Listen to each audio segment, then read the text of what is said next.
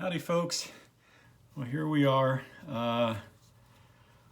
Oh man, Lord only knows how long we've been confined up till now. Well, here we are. Who better to help us in our home confinement than Charlotte Perkins Gilman with her world-famous story, The Yellow Wallpaper.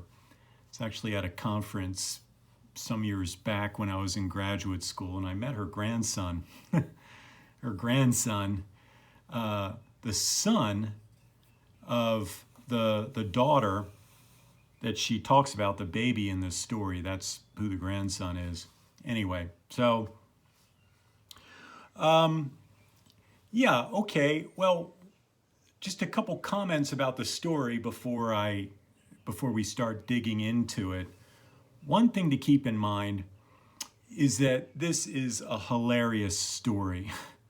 It's funny. And you might say, geez, Todd, where's your frickin' compassion, sensitivity, whatever? This woman went through hell, and here you are laughing about it. Well, not quite. Gilman herself went through this rest cure treatment that she's describing here in this story. So this is largely autobiographical, and she is working in elements of dark comedy. So she herself is deliberately using humor. You might say, you go through something like this, what on earth is funny about this? Well, let me try to explain it to you. Dark comedy, okay, let's look at it this way.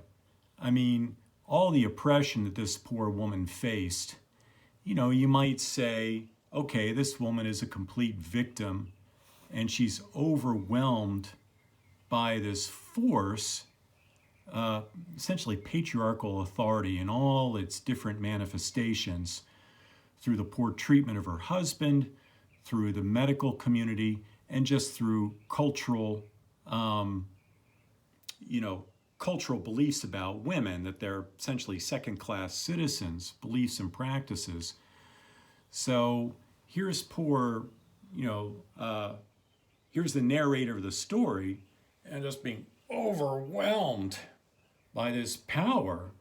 As we can see, it really literally drives her crazy. And if she can find the humor in this, and it's here, then humor and being able to laugh is a means of providing psychic freedom. If she can laugh about the circumstance, then all of a sudden she isn't so oppressed by this.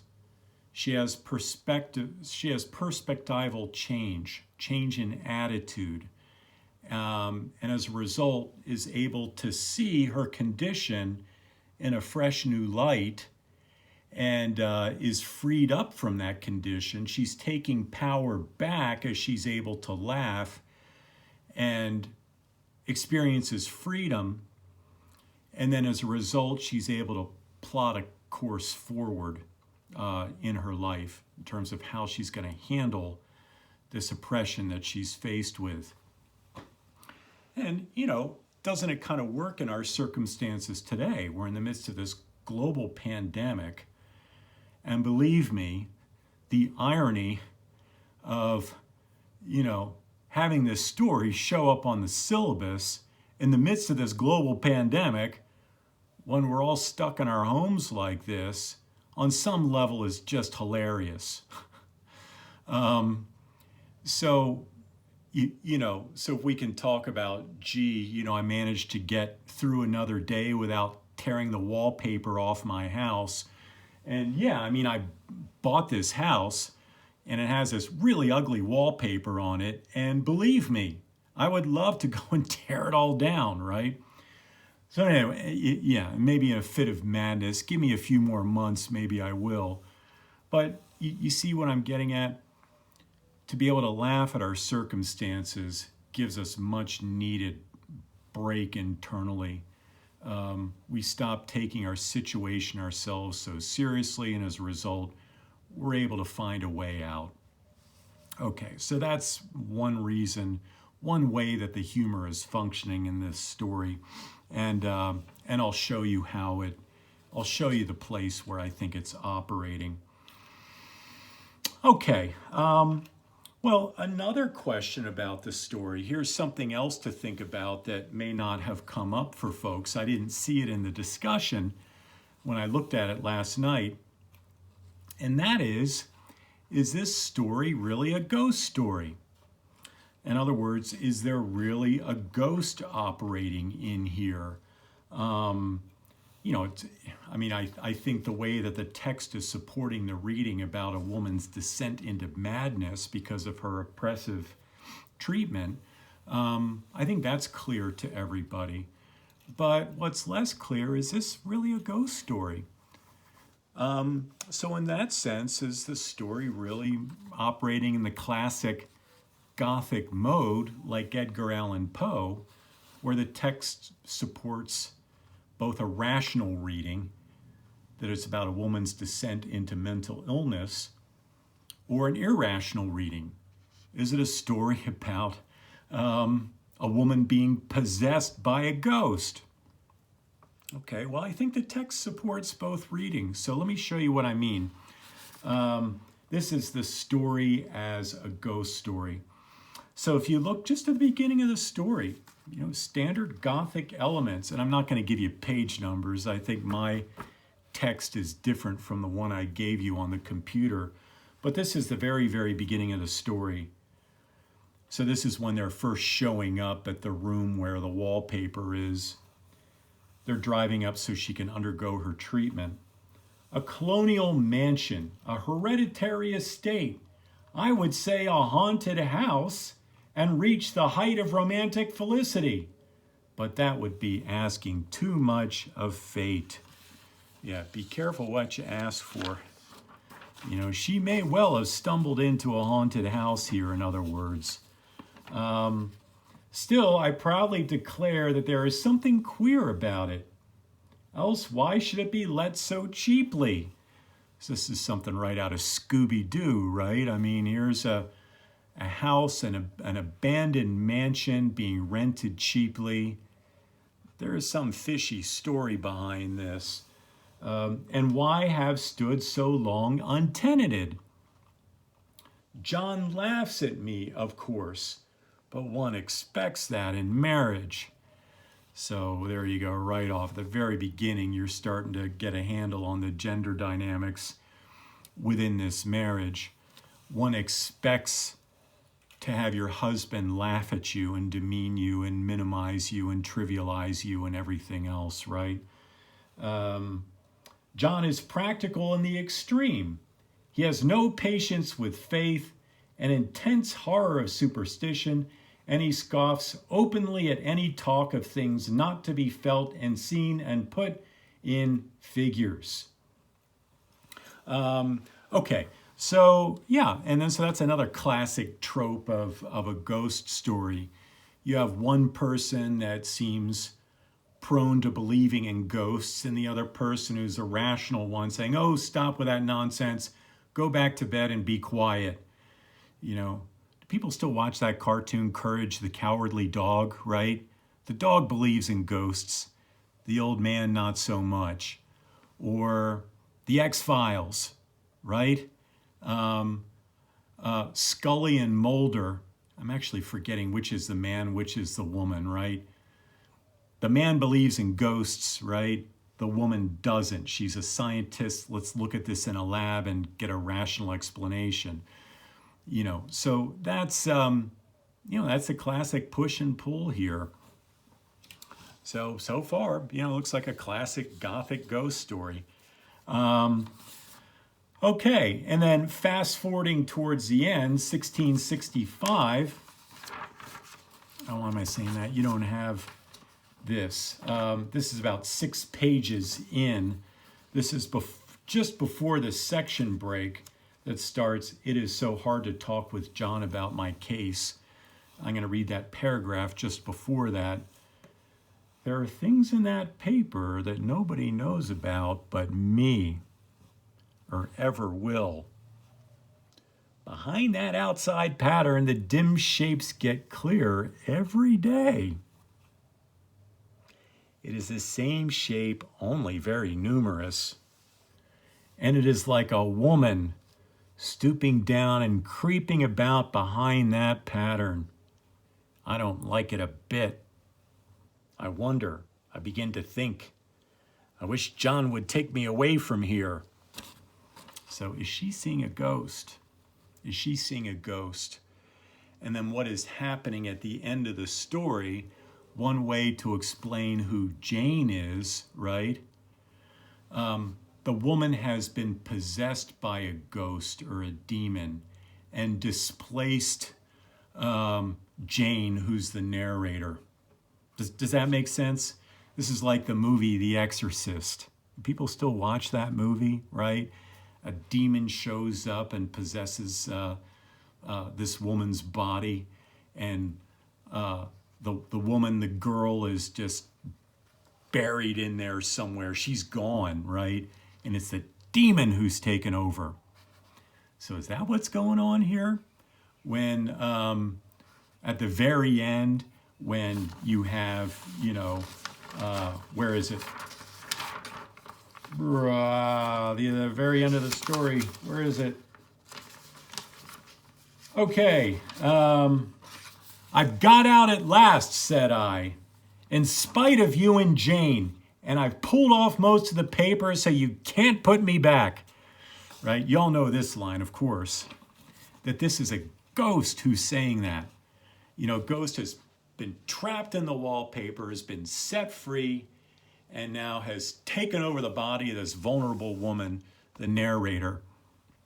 And she's saying, y'all aren't going to put me back. I've taken over, right? Okay, so that's how the ghost story reading works. Yeah.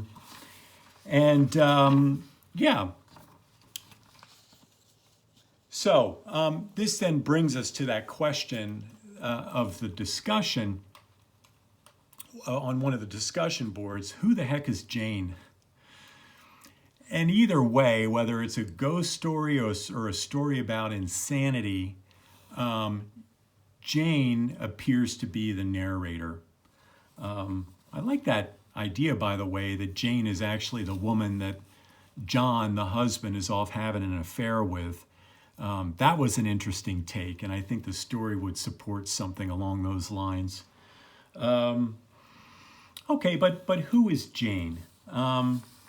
Let's tease this out. Whether it's a ghost story or a story about madness, or both. Maybe she's gone mad, so therefore she's able to be possessed by a ghost. Okay. 1670. Yeah, the very last page of the story again. Okay, so yeah, this is kind of fun. This is the very end of the story. So here's the narrator. Let's just call her Jane. Jane is saying, I've got a rope so I can tie her up, right?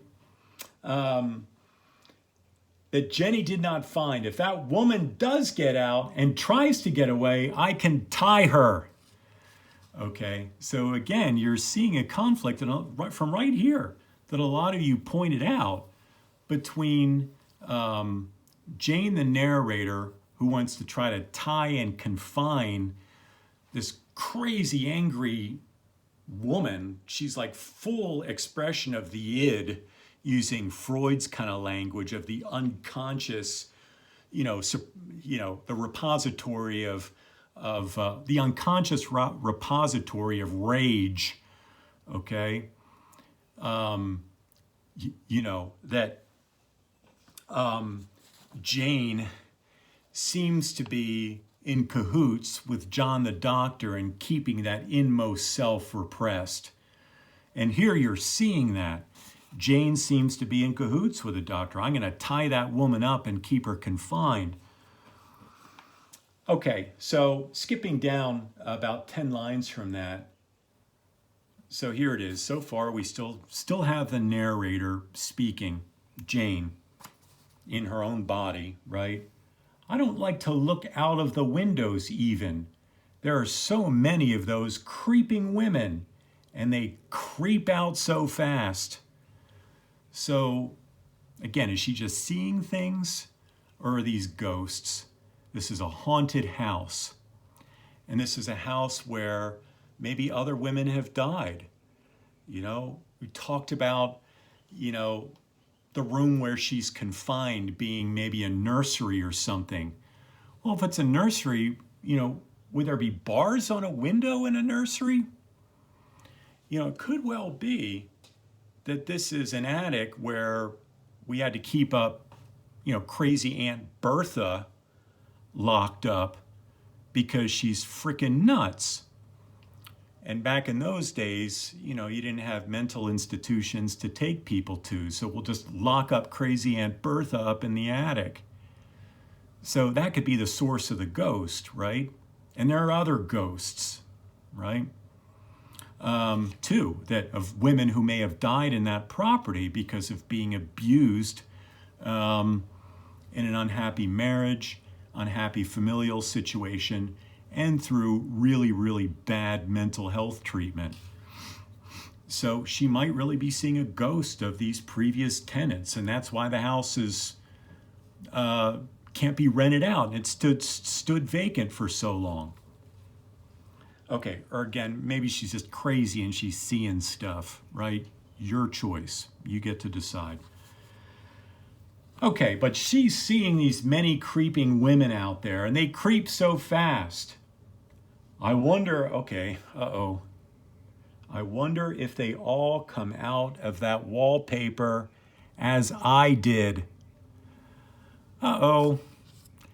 This is where this woman has completely lost her marbles. Either that, or this is the moment where we know she's been possessed. Okay, this wallpaper woman that she saw creeping behind there is now inside of her and saying, yes, I have come out of the wallpaper. All right. She is identifying with that woman trapped behind the wallpaper. Either that or she's been possessed by that woman coming out of the wallpaper. Either way, it ain't good. But we know for a fact by that line right there, this is where this woman has completely lost her marbles. All right. And yeah, this is, I hate to say it, folks, but this is supposed to be funny. This is dark comedy. I wonder if, you know, they all came out of the wallpaper as I did. On some level, that's hilarious. And it really is okay to laugh. Okay. But I am securely fastened by the rope. Okay, remember, she was going to take that rope and tie the woman up when she got out of the wallpaper. So look who's being tied up now. She's tied up herself. And I'm going to show you a nice trick I learned from when I was in the Boy Scouts. Here's how you can tie yourself up. Okay, this is a good bowline knot. Just tie it just like that. So I'm securely tied here, right? Okay. After 30 days in quarantine, yeah, I need to be tied up right about now. So here we go, okay? This isn't going anywhere. This knot. Okay. Okay, I never had it. I learned about this knot decades ago, and I never had a chance to use it for any practical purposes until now, all right? Okay. All right, so when you got to tie yourself up, you know how to do it. Okay. All right, so she's tying her. She believes that she has come out of the paper and she is now tied up.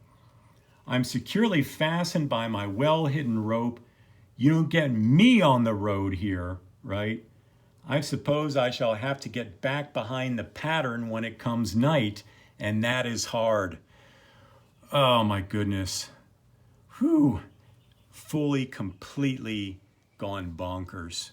Okay, she's come out of the wallpaper. It is so pleasant to be out in this great room and creep around as I please. Okay? This is why I asked the question, has she experienced a victory? And maybe she has. Okay? All right, I'm going to pause this right here. Otherwise, it's going to be impossible to upload this. So stay tuned for part 2.